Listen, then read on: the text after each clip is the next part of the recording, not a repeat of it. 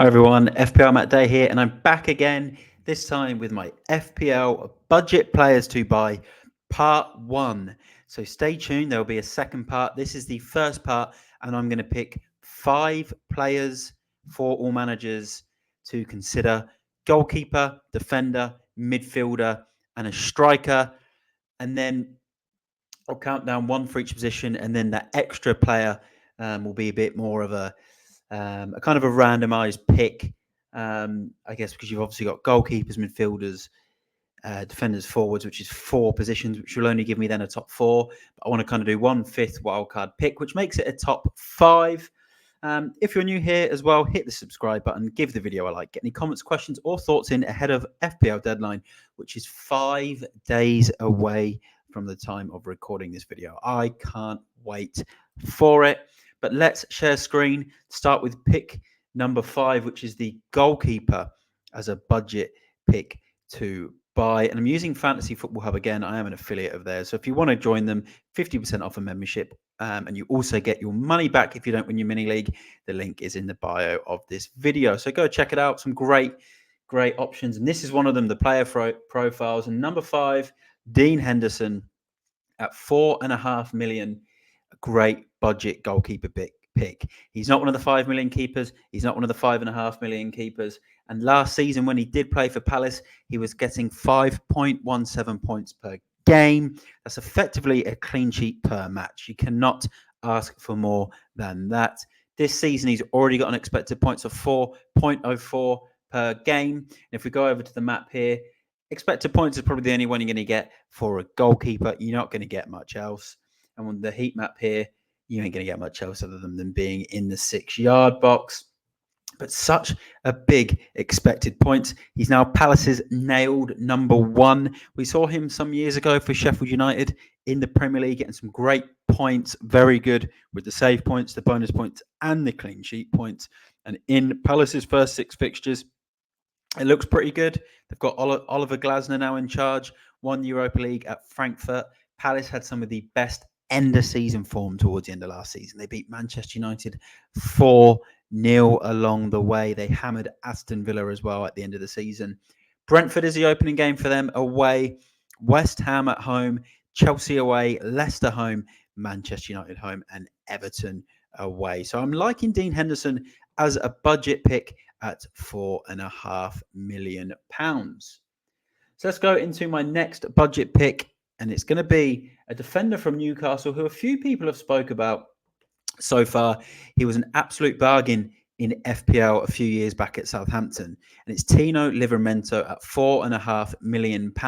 Expected points of 3.61 going into this season. Pretty good.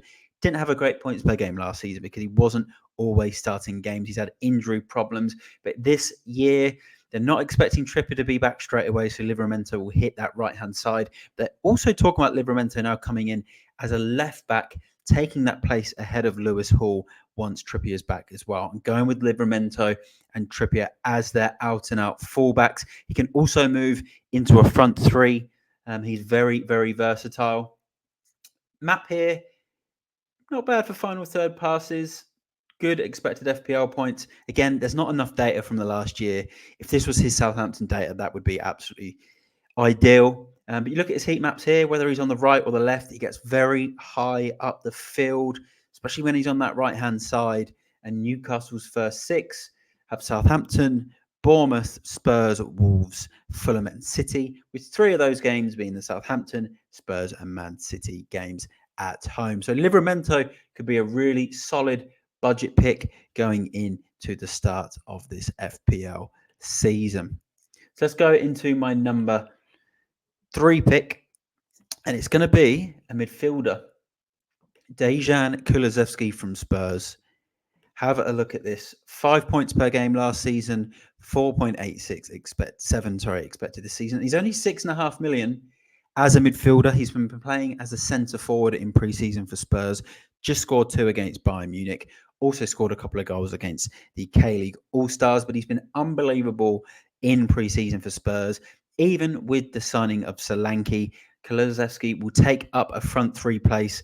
More than likely, it will be Son, Kulusevski, and Solanke. And even if Brennan Johnson plays, there's a lot of strong rumours that Kulusevski will come in that number 10 position, which is going to be really good when you look at his heat map here. Have a look at that. Always up that right-hand side, but he cuts in a lot on that left.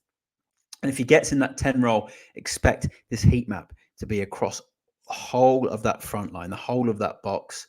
He gets in and around the 18-yard area and that 6-yard box as well, right on the sweet spot of his left foot. And have a look at this. This is the stat that is incredible. If you're a Dejan Kulusevski owner, his touches in the box is phenomenal. Absolutely brilliant. Shots in the box will probably improve. Chances created is strong. Expected FPL points is strong. And with a slight positional change, whether that is just behind the forwards or even if he is on that right, but he cuts in a lot more because Porro is going to be bombing up that right-hand side as well, taking some of that additional space. So I'm really liking Kulusevski. And the Spurs fixtures in the first 6 are pretty tasty. Leicester away, newly promoted team. Everton home, Newcastle away, Arsenal home, Brentford home, and United away. So, okay, there's tricky ones with the Toon and Newcastle, Arsenal, Man United. But Spurs attack every game. They're always going to find ways or look to score goals. And I think his form, this is a big breakthrough season again for Kulusevski. We saw how good he was under Conte when he first come in. Dipped a little bit. Then he had a pretty good season last year. Could have been even better, I'd say. And I think this year could be the year where he comes out and shows everyone how good he is. He's getting towards that kind of age now where it's time for him to show what he can do. And have a look here. Peaked at the end of the season really nicely. Game week 35 to 38, we saw a lot of points, including 16 on the last day against Sheffield United. So 6.5 million, real big budget player. So we'll go on to my next pick, and it's going to be another midfielder. Counting down here, the 4th pick. So we've doubled up now on midfielders. I was going to go 4th pick as the forward and sort of say Smith Rowe is going to be the wildcard pick, but we've got him on screen now. Not a great points per game last season, but there was a previous season at Arsenal where he got 10 Premier League goals. I still think it's one of those players Arsenal could possibly have kept. He can come off their bench. He can start games when they need him. He's flexible in the positions that he can play. And although he's only got an expected points of 2.46 so far for Fulham, he scored in their last 2 preseason games. And the opening 6 games for Fulham is an injury-ravaged Manchester United. Then they've got newly promoted Leicester at home, newly promoted Ipswich, West Ham at home, Newcastle at home, and Forest away. Fulham now coming into a good few years under Marco Silva. Very solid team. And it's hard to have a look at his expected FPL points, touches and that type of stuff because we're only looking at the data that he had last season, which was minimal because he was injured. But his final passes in the third, are really good, and his map's pretty depleted at the moment. But if we could go back to a couple of years ago, we would see some very strong points from Smith Rowe. But we can come here. Game week 31 was probably his peak last year, but you can see here didn't get the minutes. But I think at £5.5 million, he is an incredible midfield enabler budget pick. And then let's go to my last pick, sticking on the theme of Fulham. It's a double Fulham special. It's a man we know a lot about, Muniz, absolute bargain as a third forward at £6 million.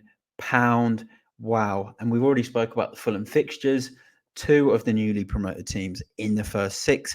Also, sides like Forest, who nearly went down last season. Expected points of 3.79, 3 points per game last year.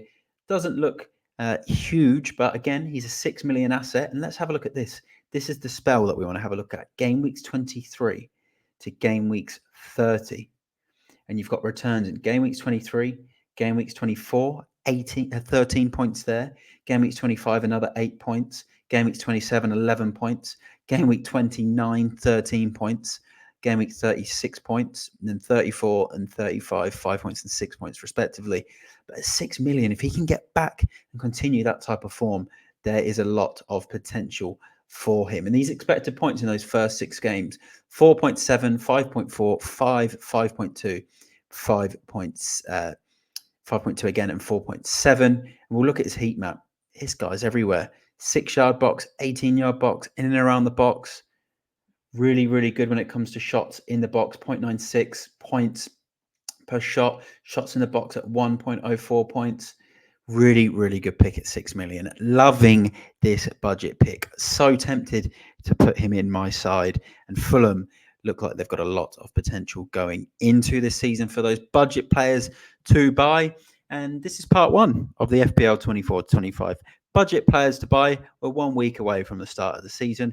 We will have part two in the next 48 hours. So stay tuned. And then within that time, there will be my preview or review, of the weekend's games. I'll go through probably a 1 minute segment on each club, their best picks, in my opinion, and just a little bit on their preseason. It's going to be a quick snippet, 1 minute per team. So you're looking at a 20 to 25 minute video.